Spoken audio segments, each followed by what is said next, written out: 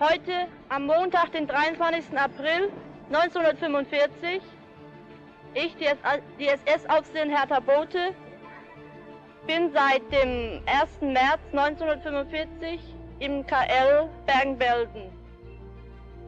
Ich bin geboren am 3.1.21 in T0RTUR3D, Mecklenburg. This is how this woman presented herself to the world. A person dubbed by her victims and colleagues as the Sadist of Stutthof. This nickname came about because, in the concentration camps, even nurses like her could give free rein to their basest and most perverse passions. On April 15, 1945, the British Army liberated the Bergen-Belsen concentration camp. At that site in Germany, Herta Bothe worked as an Aufseherin, or prison guard.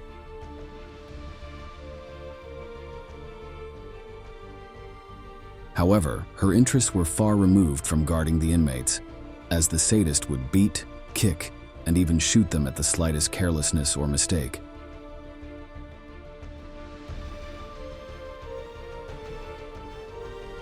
Today, in this new installment of military history, we will witness the macabre trajectory of one of the most infamous women of the Third Reich, Herta Bothe, who throughout her life embodied the worst nightmares of the people who unfortunately fell into her care.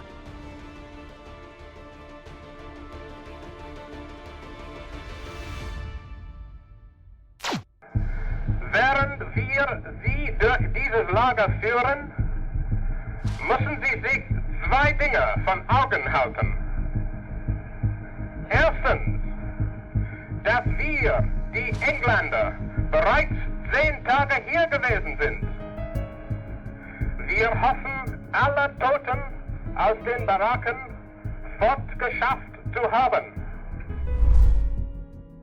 This footage depicts a harrowing scene. English soldiers confront the officials of the Bergen-Belsen concentration camp and force them to contemplate the massacre they perpetrated. Countless human bodies, scattered inert, inside a despicable mass grave. This is the object of the gaze, even more expressionless than that of the corpses themselves, of their brand new judges, juries, and executioners. Standing among her companions is Herta Bothe, whose face shows not a hint of guilt or regret. In cases where figures linked to historical events are corrupted by committing the worst imaginable despicable acts, it is impossible not to wonder how they got to that point. As we have heard in the narration, Herta was born on March 1, 1921, in the German town of T0RTUR in the district of Mecklenburg. During her youth, she began working at a very early age and demonstrated a vocation for service to others.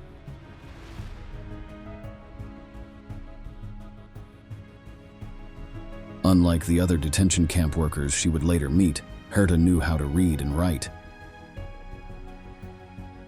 Her precocious work ethic led her, in 1938, at just 15 years old, to perform effectively in various occupations. First, she assisted her father in the modest lumber shop in her hometown. She also worked in factories on temporary shifts. But most important to her was her position as a nurse in an industrial hospital, where she was recognized for her exemplary behavior and good treatment of others.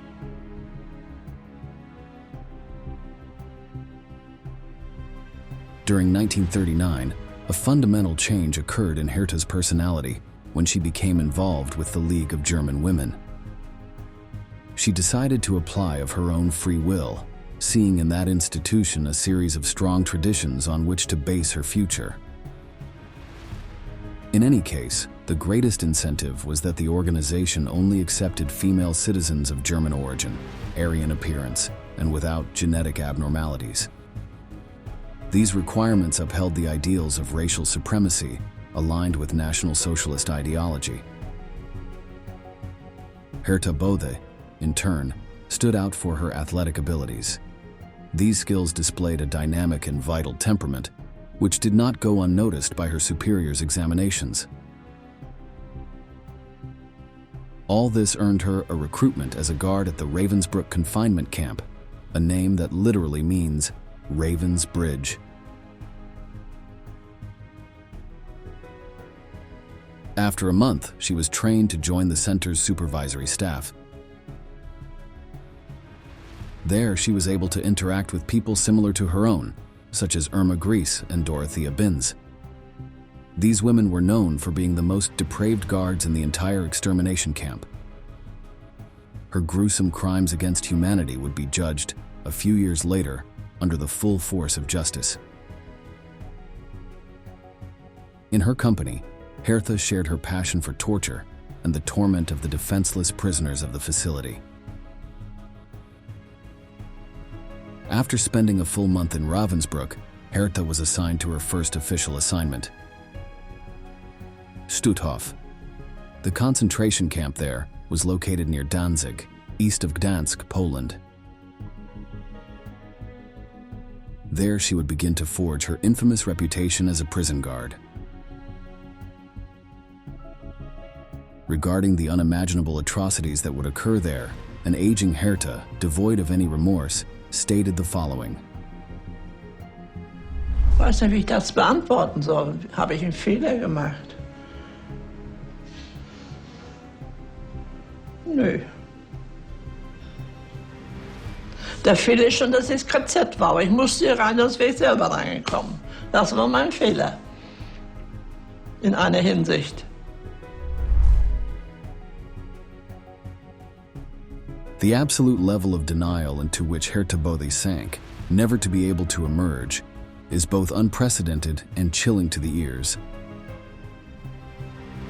Not even in her later years, when most people tend to seek reconciliation and solace in the face of the implacability of death. In the recording, she was questioned about the brutalities she committed upon her arrival at the Stutthof concentration camp. At its peak, the camp employed 130 women full-time. Among them was Herta Bothe, who was noted for her unbridled brutality against the Jews and Roma under her control. Of those 100, Herta and 33 other female guards at the facility were charged with crimes against humanity at the end of the war. Kramer admitted that Belsen's death roll was more than 500 daily. Children were taken from their mothers and brutally killed. Women were used as guinea pigs in Nazi sterilization experiments. Newsreel films of the atrocities at Belsen shocked the world.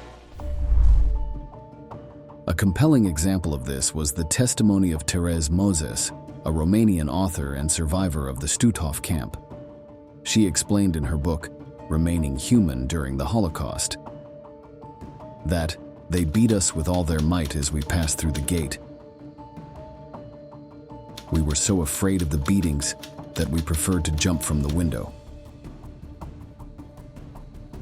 The unfathomable level of panic aroused by Herta and her abominable henchmen was so desperate that, faced with this nightmarish image, most of the inmates chose to throw themselves from the camp's windows into the abyss below. They performed such a reckless act to avoid the suffering inherent in the abuse their fellow inmates often endured. Always at the hands of the camp guards. Alexander Lebenstein, the only survivor of 19 Jewish families in the German town of Cruelest, gave details of the horrors he witnessed at just 11 years old. He had lost all his family members. He had nothing left. Despite this, he witnessed how Herta and her companions shot inmates for any excuse. As he learned to live with these humiliations, he knew they could happen at any moment, for they were as constant as the stench of the crematoriums that permeated everything. Thanks to these calamities, Herta Bothe received a promotion at the age of 24. She became the camp supervisor. and among her new duties, she had to prepare the death marches. Female inmates who faced such misfortune were sentenced to almost certain death. They had to move from one country to another, using their worn-out bodies. If they didn't die of hunger or exhaustion, Herta herself would inflict beatings enough to leave them lying on the side of the road.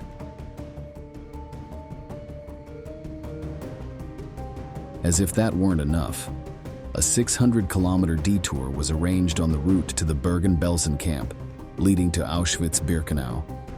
Those prisoners unfortunate enough to survive such torture remained on the tortuous path without a single shred of energy left in their bodies.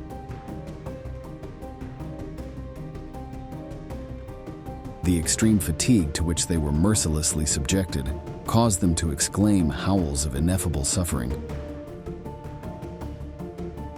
They screamed until they lost their voices, and the silence that followed continued throughout eternity, even through death. The journey extended over 30 days, and the destination was none other than Bergen-Belsen.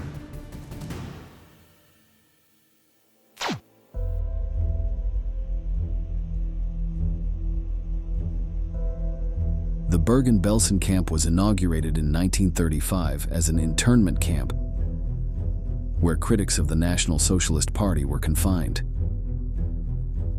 The outbreak of World War II brought about a restructuring of the complex when the SS refurbished it as a concentration camp. The facility never had gas chambers, although this lack of them did not make them any less deadly. Those incarcerated there often died from typhus epidemics and other diseases, forced labor, and torture by the guards.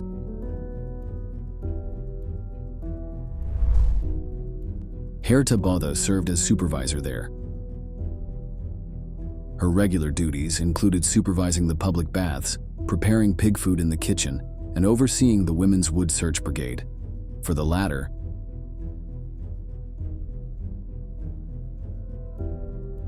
she had 65 inmates at her disposal.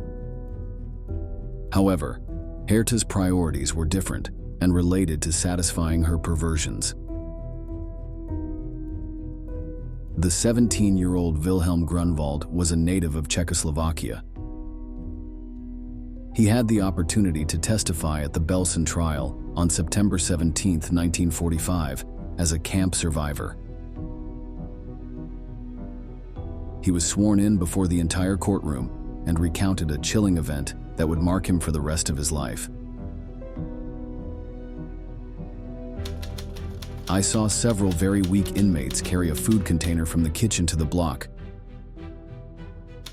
Since it was full and heavy, the women placed it on the floor to rest. Then I saw Bothe shoot the two inmates with his pistol. They collapsed. Another 23-year-old Czech woman, Catherine Niger, identified Herta Bothe and pointed at her with her index finger in front of the entire courtroom. According to her, Bothe was guilty of mistreatment and even murder of concentration camp prisoners. She stated that the captor frequently whipped sick girls with a heavy wooden stick.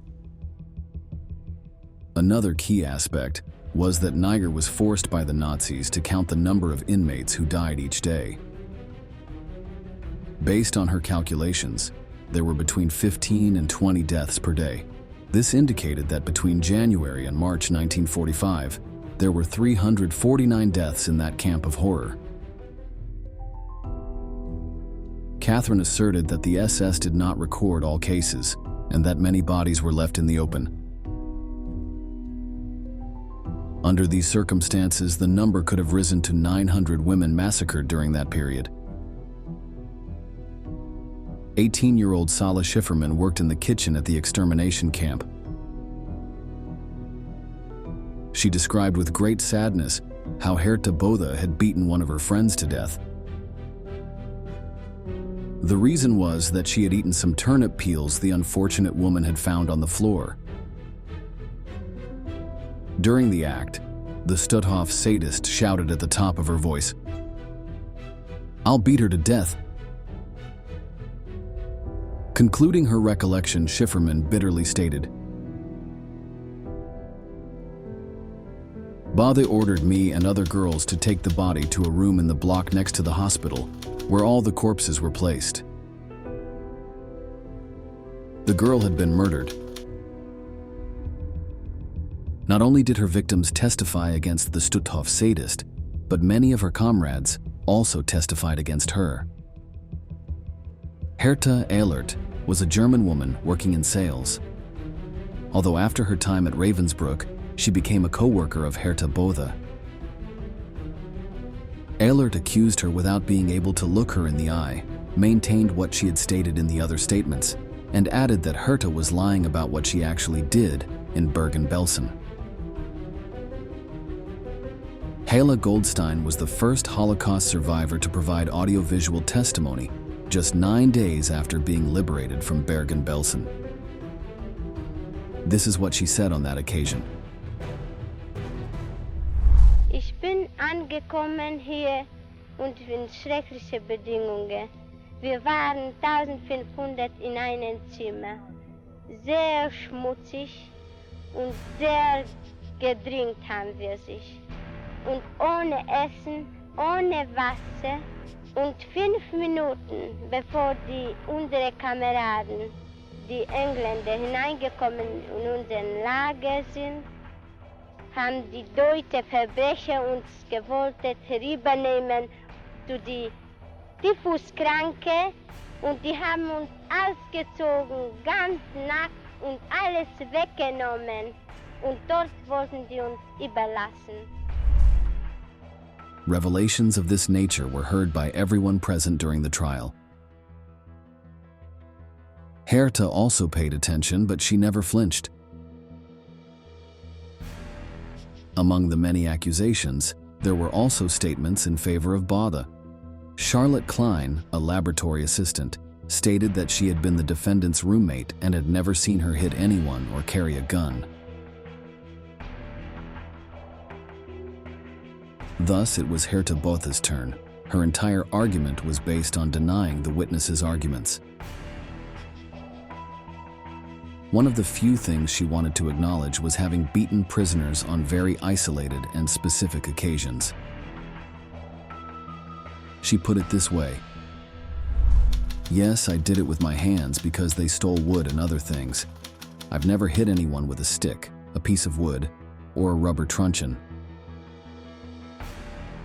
I've never hit prisoners. I had nothing to do with the inmates." The contradictions were evident from the beginning to the end of her speech. When asked about the amount of food given to the prisoners, Herta conceded,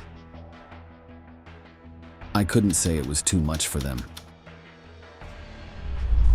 Bothe reversed herself and recanted her previous statement. "When prisoners worked in my commando and I caught them stealing, I would slap them in the face." The Stutthof sadist refused to budge. She declared, convinced, that she had never seen corpses in the pits, even though 10,000 bodies were found in that same place by British soldiers. I am the Reverend T.J. Stretch, attached as Padre to the formation controlling this camp. This morning we buried over 5,000 bodies. We don't know who they are. All these deaths have been caused by systematic starvation and typhus and disease, which have been spread because of the treatment meted out to these poor people by their SS guards and their SS chief. Finally, the Stutthof sadist was favored by her lawyer, Captain Phillips. He managed to persuade the court that his client was merely following the orders given to her by her superiors. This strategy, along with the dismantling of the accusations made, led to the acquittal of Bothe from the events. The lawyer proposed that her sentence should be commensurate with Bothe's lower rank, arguing that she was only involved in the wood harvesting commando.